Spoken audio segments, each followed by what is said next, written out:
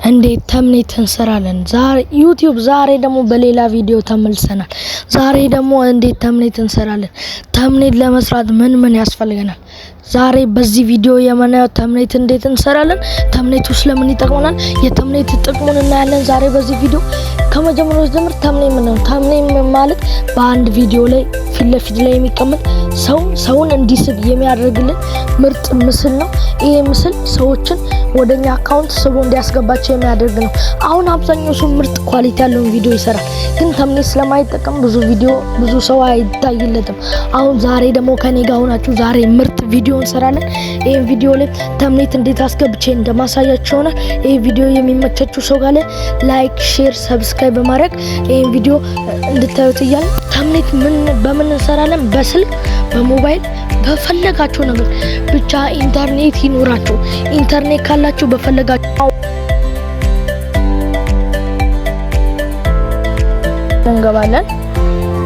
ወደ ዩቲዩብ አካውንታችን ከገባን በኋላ አንድ ቪዲዮ ስክሮል አድርገን እንመርጥና የምንፈልገውን ቪዲዮ እንነካዋለን።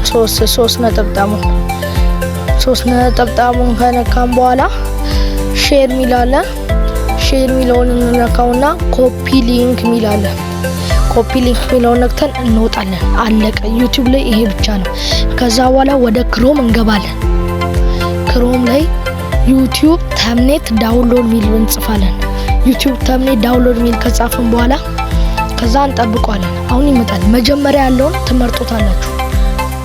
መጀመሪያ ያለውን ከመረጣችሁት በኋላ የኔትወርክ ችግር ነው ይመጣል። አሁን እዚህ ጋር ቅድም ኮፒ ሊንክ ያደርጋችሁትን አሁን ሊንኩን እዚህ ጋር ፔስት ታደርጉታላችሁ።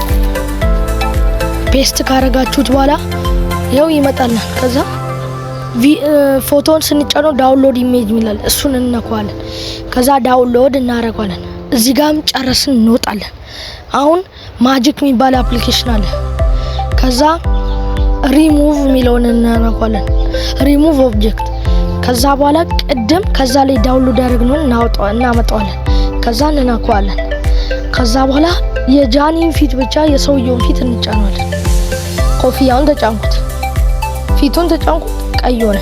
ኮፍያውን ተጫንኩት፣ ቀይ ሆነ። ጃኬቱን ተጫንኩት፣ ቀይ። አሁን ሪሙቭ እንለዋለን። ይሄ ይጠፋልናል። አሁን ይጠፋል።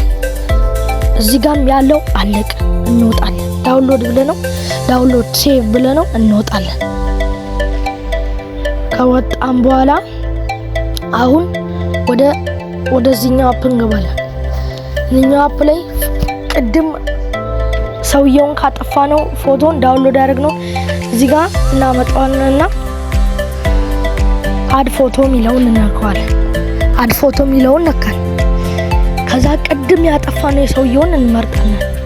ከዛ የሰውየውን የመረጥነውን የቅድሙን አሁን የራሳችንን ፎቶ እንከታለን።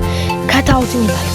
ከታውቱን ፐርሰናል እንነካውና እናተልቀዋለን። የሚስተካከል ነገር ካለ እዛ ጋር በስራሷ ምልክት እናስተካክለዋለን።